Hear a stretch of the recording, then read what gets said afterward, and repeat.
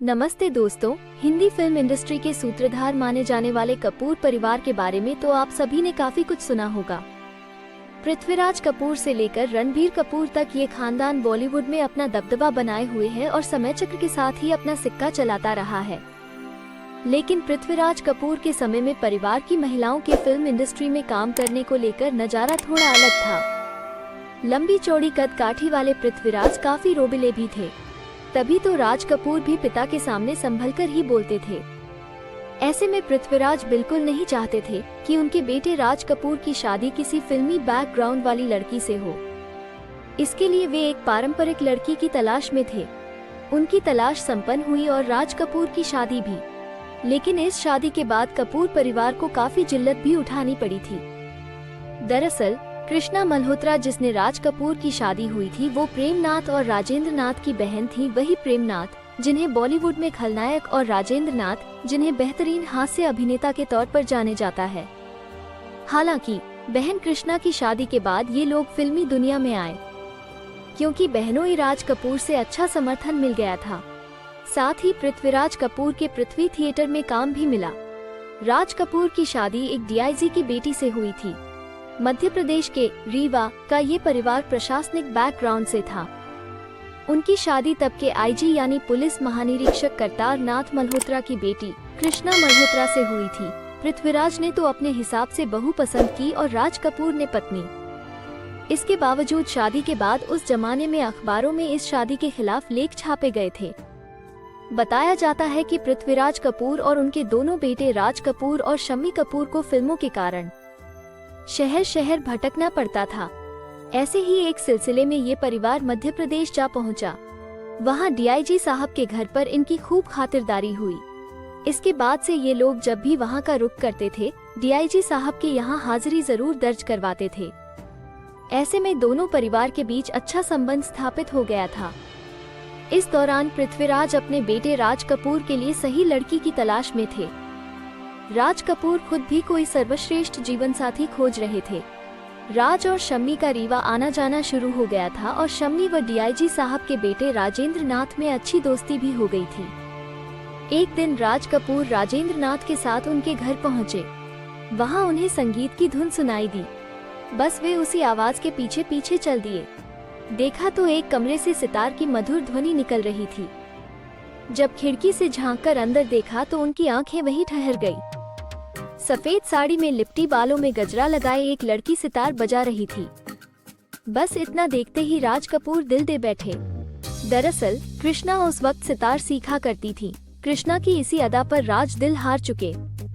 फिर क्या था, दोनों का रिश्ता पक्का हो गया और परिवार वालों ने बड़ी धूमधाम से शादी संपन्न करवाई।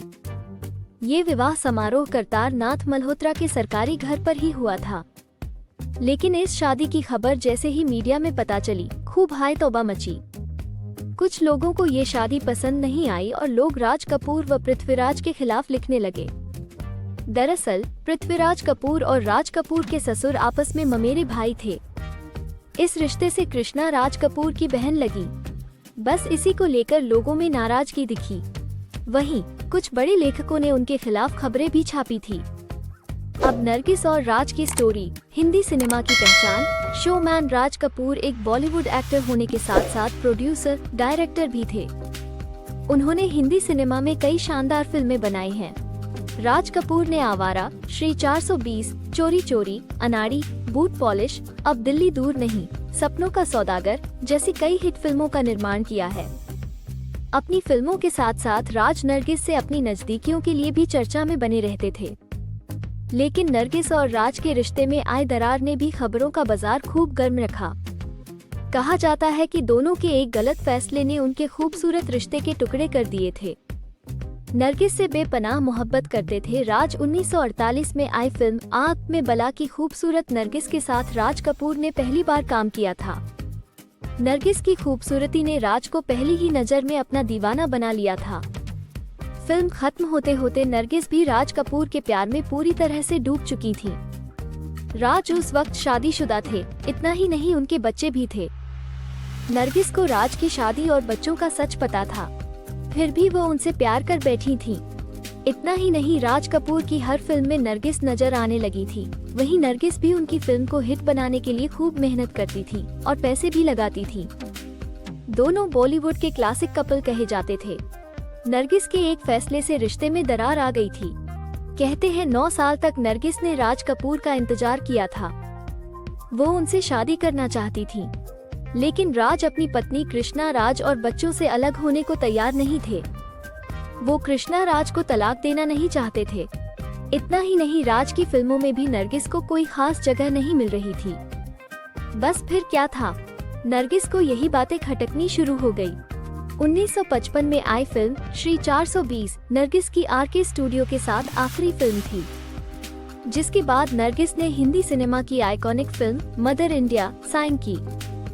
भले ही ये फिल्म नरगिस के करियर की सबसे बड़ी हिट फिल्म थी, लेकिन इस फिल्म ने उनके और राज कपूर के रिश्ते में दरार डाल दी थी।